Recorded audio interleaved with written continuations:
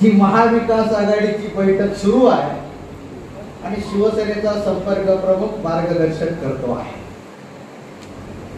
त्यामुळे महाविकास आघाडी किती घट्ट आहे. आता हे काही राजकीय व्यासपीठ नाही, राजकीय भाषण नाही, ही प्रमुख पदाधिकाऱ्यांची बैठक आहे. त्यामुळे राजकारणाचे आरोप प्रत्यारोप जाहीर सभेमध्ये होतील. व्यासपीठावर बसलेले प्रत्येक पक्षाचे जबाबदार पदाधिकारी आहेत आणि समोर बसलेले गावागावामध्ये मतदान करून घेणारे बहादर कार्यकर्ते आहेत. म्हणून व्यासपीठावर बसलेली माणसं काय भाषण करतात त्यापेक्षा समोर बसलेला कार्यकर्ता आपल्या गावातून किती मतदान करून घेतो यासाठीची बैठक आहे. मी तर सातत्याने गेली 15-20 वर्षे या भूमीमध्ये काम करतो आहे. सर्कल मधल्या गावागावामधल्या कार्यकर्त्यांना मी ओळखतो आणि मी हा विश्वास देण्यासाठी उभा आहे की कार्यकर्ता काँग्रेसचा असो, कार्यकर्ता राष्ट्रवादी काँग्रेस पक्षाचा असो, कार्यकर्ता समाजवादी पक्षाचा असतो, संभाजी ब्रिगेडचा असो, कम्युनिस्ट पक्षाचा असो की आम आदमी पक्षाचा असो, जी वागणूक शिवसेनेच्या पदाधिकाऱ्यांना दिली जाईल तशीच वागणूक सगळ्या पक्षाच्या पदाधिकाऱ्यांना दिली जाईल याची खात्री देण्यासाठी त्या ठिकाणी दुजाभाव नाही, मान अपमान नाही, सगळ्यांचा सन्मान करूनच ही निवडणूक आपल्याला जिंकायची आहे आणि त्यासाठी आपण सर्वजण सज्ज आहात असं मला वाटतं. सकाळी काँग्रेसच्या उमेदवार वसंत चव्हाण यांच्या प्रचाराच्या कार्यालयाचं उद्घाटन करत असताना कार्यालयामध्ये एक पेपर मी बघितला. सध्या आपण लोक पेपर फार वाचत नाही, सोशल मीडियाचा जमाना. तो जुना पेपर होता, मी पेपर वाचत होतो कारण हे पत्रकार फार खुबीनं लिहित असतात. पेपर मध्ये हेडिंग असं लिहिलं होतं, पंतप्रधान नरेंद्र मोदी यांचं भारतामध्ये आगमन, आणि खाली बातमी होती देश अराजकतेच्या उंबरठ्यावर. दुसरं पान मी उचललं, त्याच्यावरती बातमी होती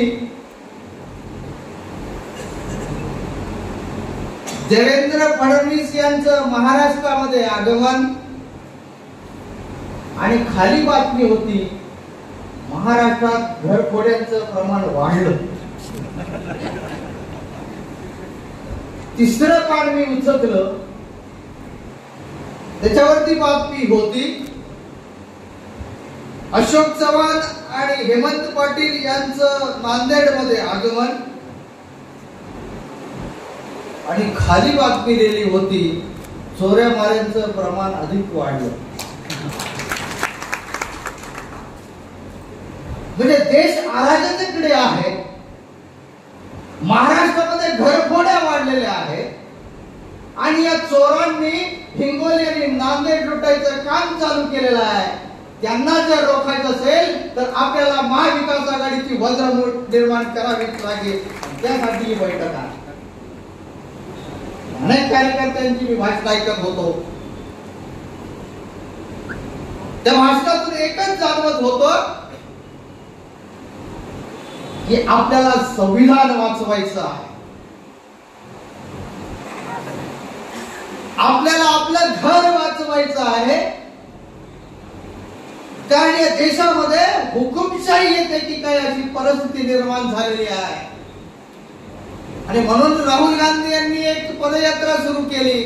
त्याचा एक छानसा स्लोगन होता, नफरत छोडो भारत छोडो.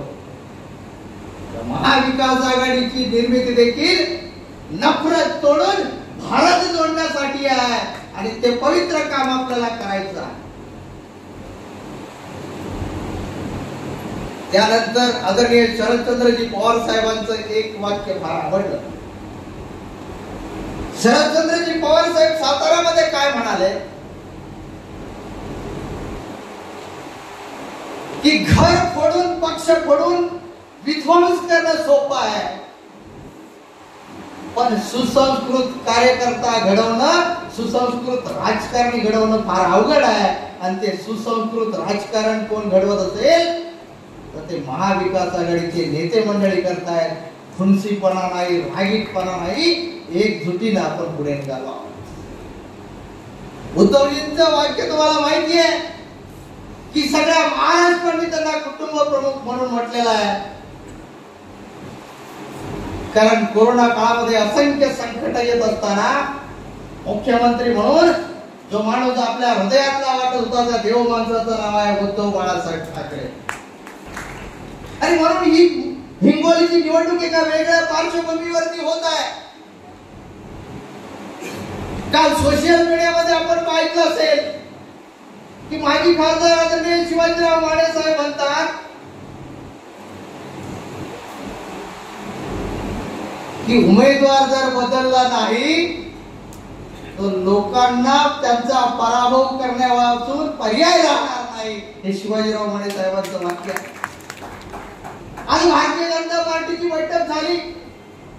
भारतीय जनता पार्टीचे लोक काय म्हणतायत? भारतीय जनता पार्टीचे लोक म्हणतायत की त्या उमेदवाराला तिकडून लढायचं